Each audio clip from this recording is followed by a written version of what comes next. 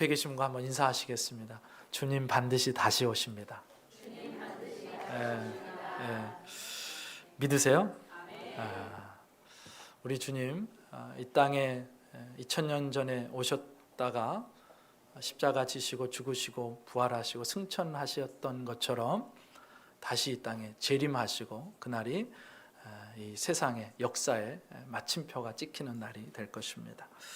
오늘 본문을 가지고 이미와 아직의 때를 승리하는 비결이라는 제목으로 하나님 말씀 함께 나누도록 하겠습니다. 여러분 혹시 이런 타이틀 들어보셨어요? 나는 신이다. 신이 배신한 사람들. 혹시 들어보셨나요? 네. 그 TV 같은 건 전혀 안 보시는 것 같아요. 경건에 힘쓰시느라고. 그 넷플릭스에서 방영돼 가지고 대한민국 사회를 좀 충격에 빠뜨렸던 그런 시리즈 제목입니다. JMS 정명서, 그 다음에 만민중앙교회 이재록, 아가동산, 또 오대양 교주 박순자 등의 이단 교주들의 만행을 고발하는 그런 프로그램입니다. 이 드라마는요, 교주들을 신의 탈을 쓴 자들이라고 그렇게 소개하고 그들에게 배신당한 사람들의 이야기를 우리에게 전해줍니다. 한 예를 들어서 정명석 이야기를 보면 그 JMS 정명석이 신도들을 모으는데 신도들 앞에서 나는 메시아다 그런 얘기를 계속해서 말하고 세뇌를 시킵니다. 여성도들을 상습적으로 폭행을 하고요. 뿐만 아니라 그것이 사이비인 것을 알고 탈퇴하려는 사람들을 또 찾아가 사람들을 보내가지고 괴롭힙니다. 아니 21세기에 어떻게 그런 일이 있을 수 있을까 하는데 그런데 정말로 그런 일들이 있습니다. 지금 우리가 사는 사회 속에서. 아니 자기가 신이라고 말하는 사람은 어떻게 맨정신으로 믿지? 근데 똑똑한 사람들이 다 거기에 넘어가서 그 사람을 따릅니다. 지금도 JMS 신도들이 수만 명을 넘었고 그가 설립한 교회들이 전국 각지에 200개에서 250개가 넘는다고 그럽니다. 더 충격적인 게 뭐냐면 그 JMS가 시작된 곳이 우리 옆 동네 신촌이라는 동네예요. 거기 대학들이 많잖아요. 그 대학의 엘리트 학생들이 한낱 인간에 불과한 그 거짓 선지자, 거짓 사기꾼에 속아 넘어가서 일생을 망치는 걸 보았습니다. 도대체 왜 그랬을까? 거기서 누군가 그런 이야기를 해요. 이들이 정명석을 통해서 신비로운 경험을 많이 했답니다.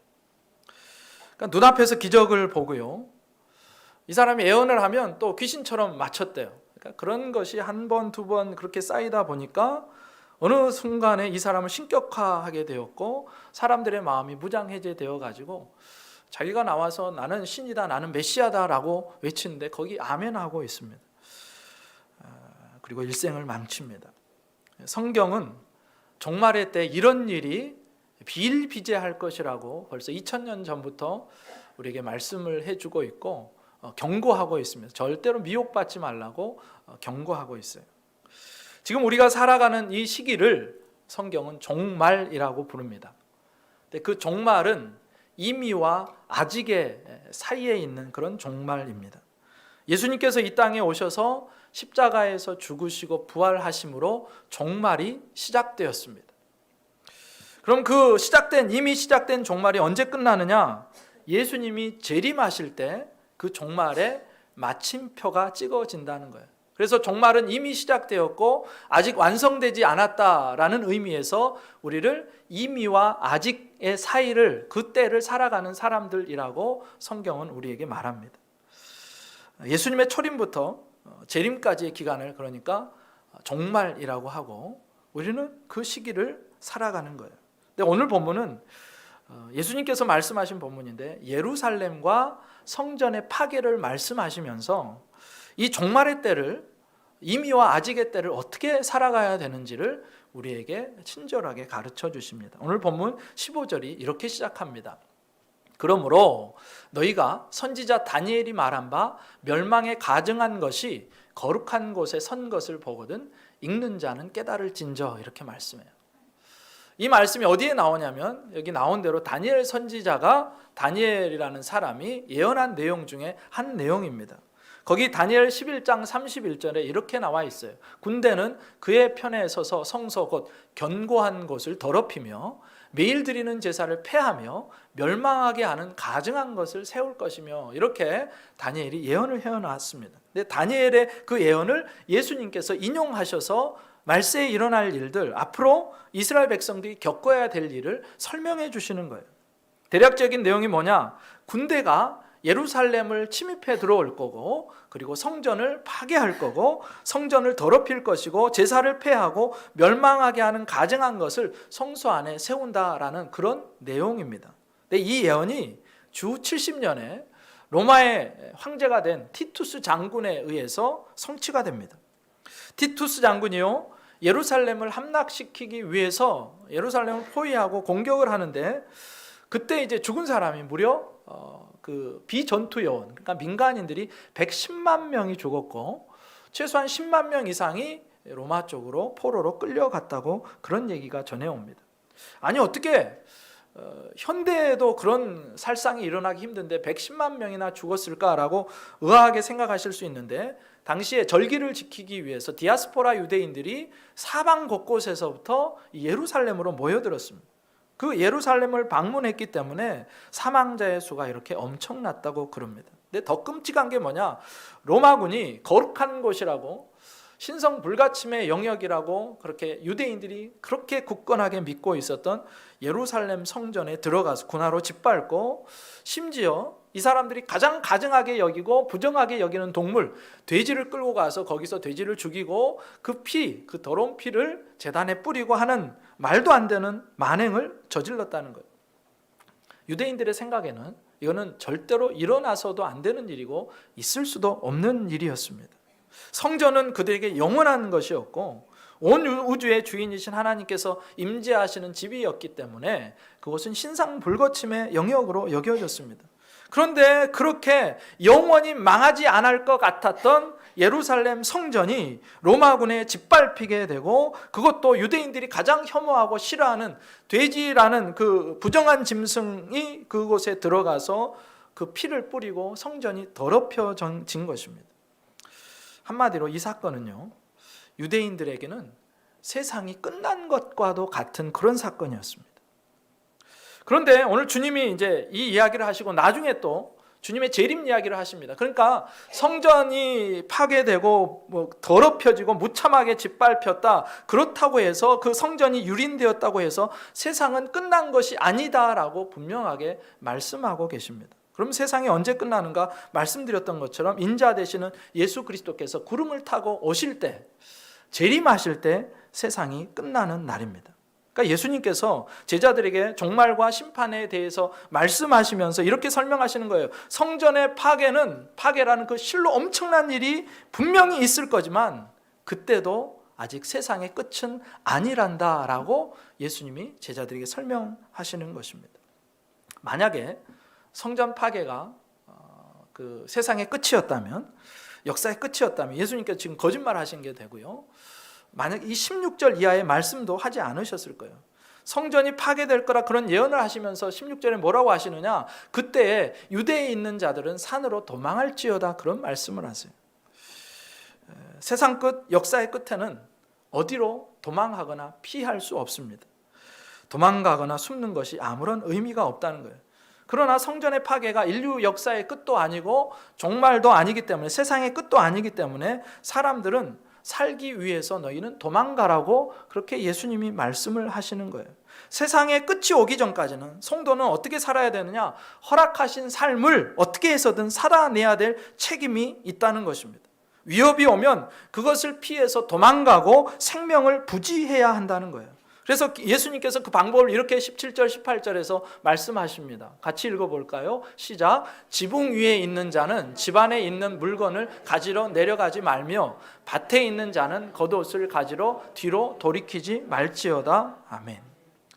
삶이 무너지고 적의 위협이 있을 때 지금 도망하라고 말씀하시면서, 그런데 그 도망하는 일이 얼마나 긴급해야 되는지를 예수님께서 이렇게 설명을 하시는 겁니다. 먼저는 지붕 위에 있다가도 그런 낌새가 보이거든 결단코 집에 내려가서 뭐 중요하고 필요한 물건들 그런 거 챙기려고 내려가지 말고 곧장 도망쳐라, 그렇게 얘기를 합니다. 이스라엘 가옥은 이스라엘 가옥이 지붕이 다 평평했죠. 그래서 그곳에 올라가서 뭐 거닐기도 하고 묵상도 하고 거기서 기도도 하는 그런 장소였습니다. 그런데 적군이 침입해가지고 위협이 느껴질 때라면 집 안으로 들어가서 소중한 물건을 꺼낸답시고 시간을 허비하지 말고 신속하게 도망가라, 재빨리 도망치라, 그런 의미입니다. 18절에는 겉옷도 가지로 뒤로 돌이키지 말라라고 이야기를 합니다. 겉옷이 어떤 것이냐면 이스라엘 사람들의 여행을 위한 필수 품목입니다.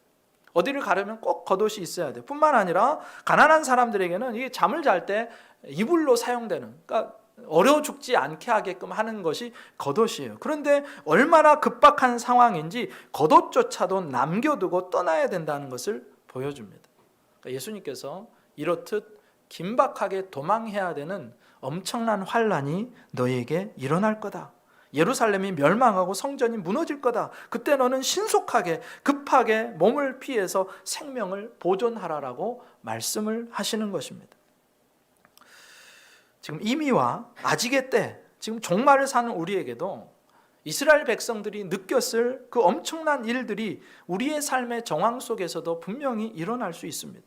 하루아침에 전쟁이나 기근이나 지진이나 사고 같은 그런 일들이 우리에게도 일어날 수 있다는 거예요. 내가 의지하고 믿던 것이 이거는 영원할 거야, 이거는 계속될 거야 라고 생각했던 것이 한순간에 무너져 내리는 날, 성전이 무너져 내리고 예루살렘이 짓밟히는 날이 우리의 삶 속에서도 있을 수 있다는 것입니다. 그래서 내 삶이 송두리째 흔들리고요, 내 삶이 끝난 것 같은 생각이 들 때가 있어요. 그런데 그때 기억할 게 뭐냐?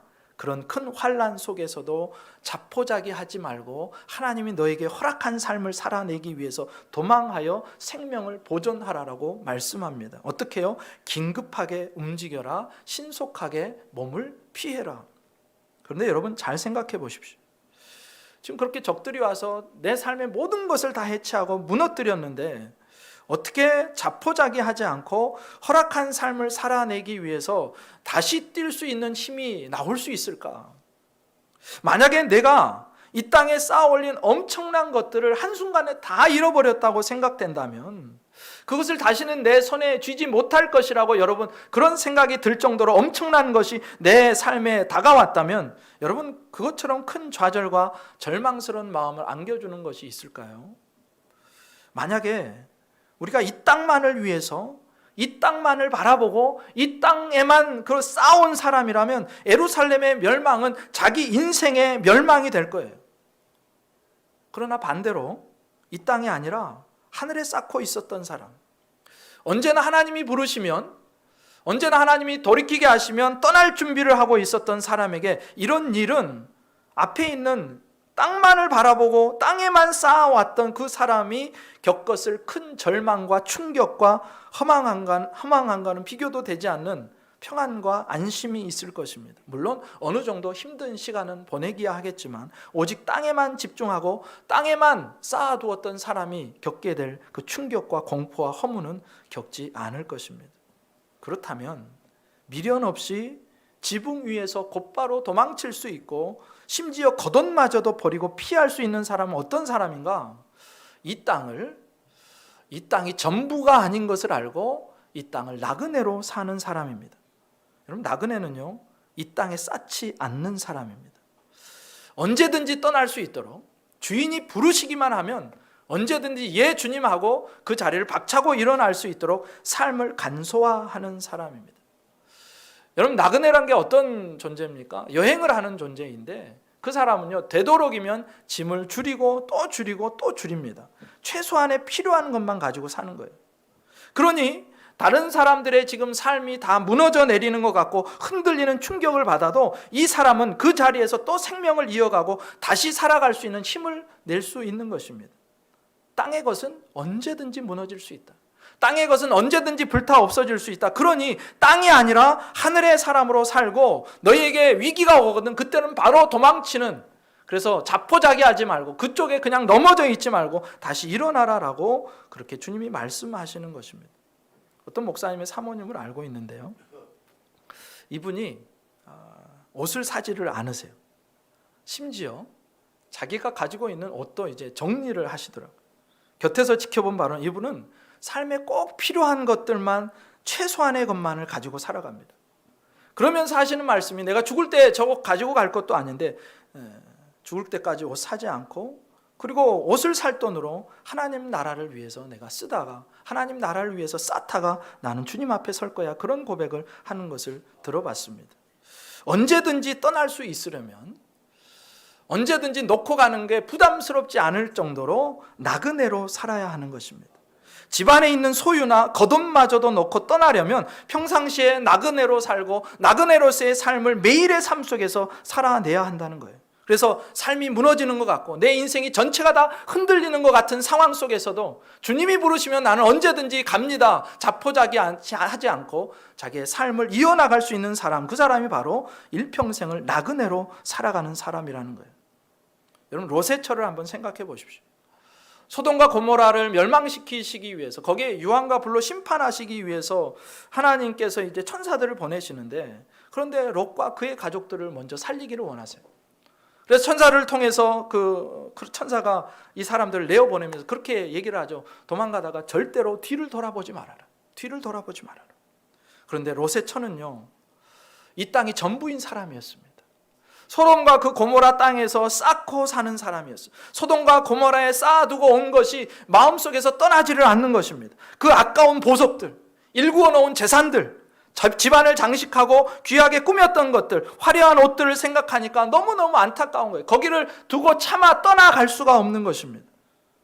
그녀는 세상이 전부인 줄 알고 세상에 쌓아놓은 삶만을 살았기 때문에 그 세상이 뒤에서 잡아끄는 유혹을 끝내 뿌리치지 못하고, 그리고 결국 뒤를 돌아보다가 소금 기둥이 되어버리고 말았던 거예요.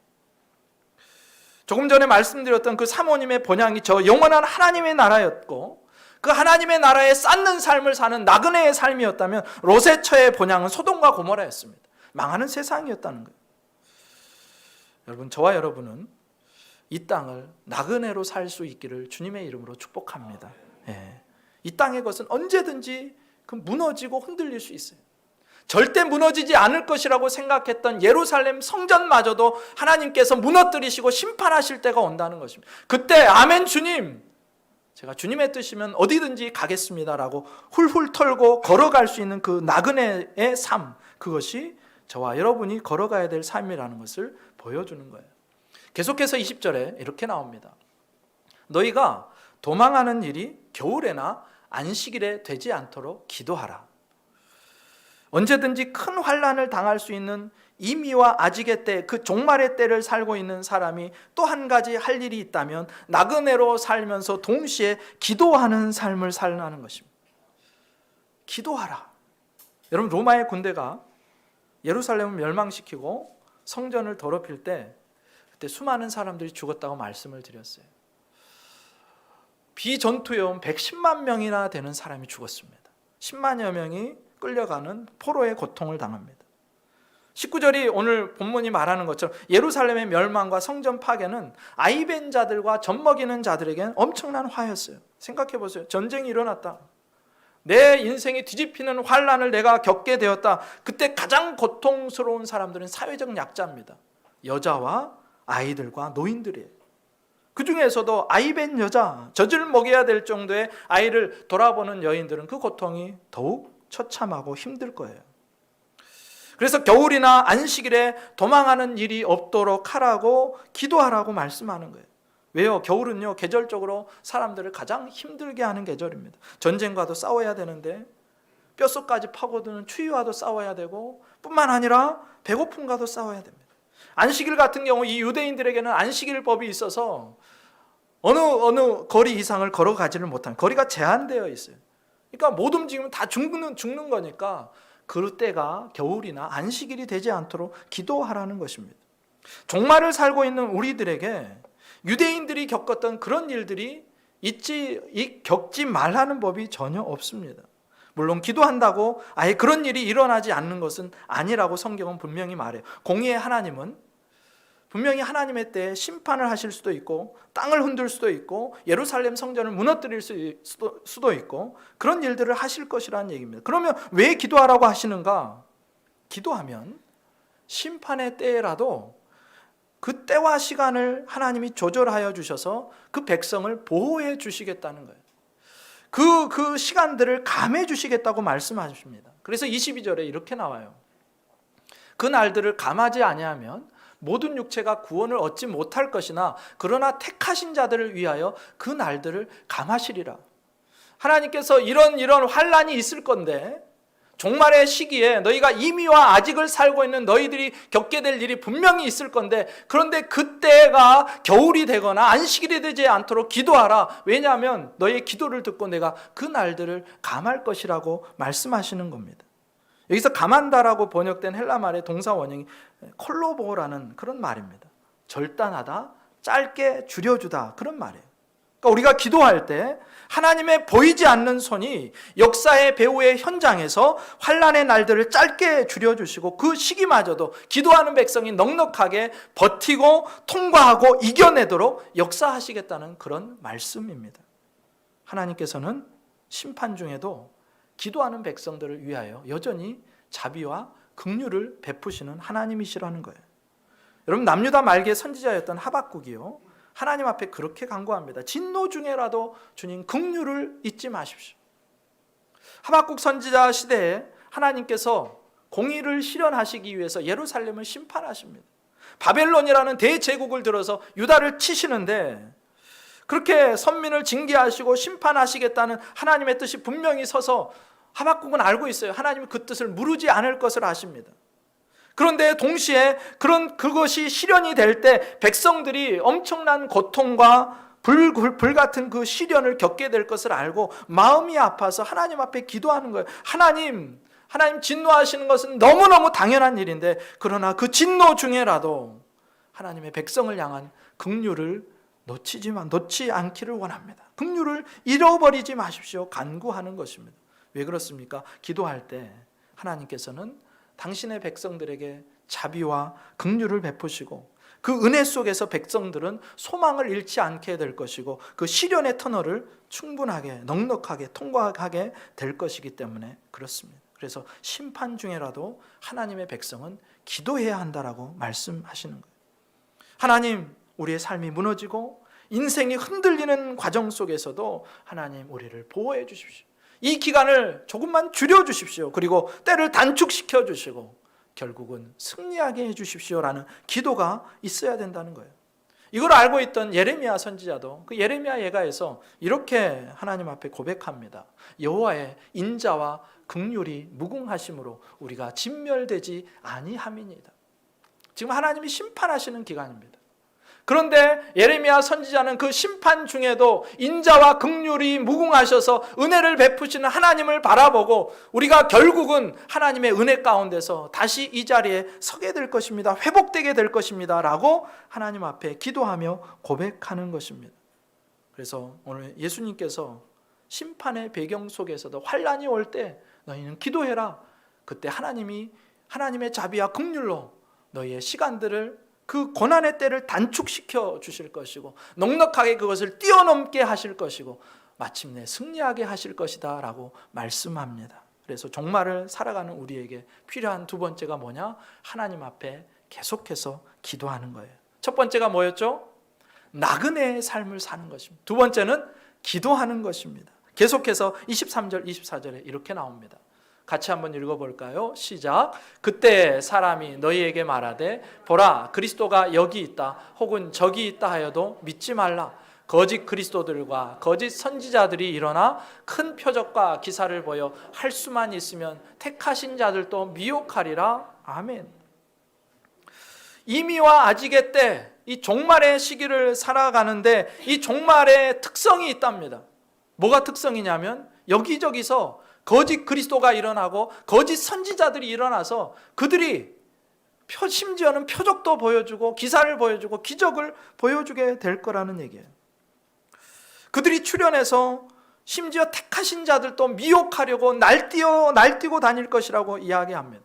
근데 여러분 그거 아십니까?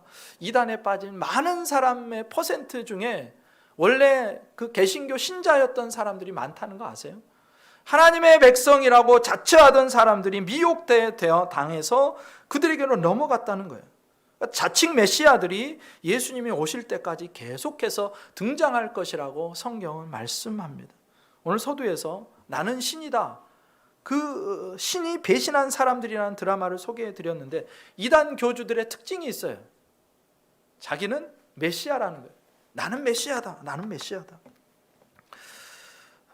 내가 하나님이다, 이렇게 말하는데, 그런데 맨정신을 가진 사람들이 그런 말을 듣고 그것이 거짓인 것이 뻔한데, 그런데 거기를 분별해내지 못하고 거기에 점점 빠져들어가는 거예요. 왜 그럴까? 막연한 두려움이 있어요. 미래에 대한 불안이 있어요. 그래서 교주의 말에 쉬 흔들리고, 거기다 교주가 뭐 기적이나 표적, 뭐 이사를 베푸니까 눈이 뒤집혀서 그 거짓이 거짓인 줄 모르고 망하는 일인 줄 모르고 거기를 계속해서 쫓아가더라는 것입니다. 미혹되지 않는 방법이 있어요. 진리를 알면 됩니다. 진리에 굳건하게 서 있으면 분별할 수 있고 흔들리지 않을 수 있고 거짓에 속지 않을 수 있어요. 오늘 본문이 우리에게 보여주는 진리가 뭐냐?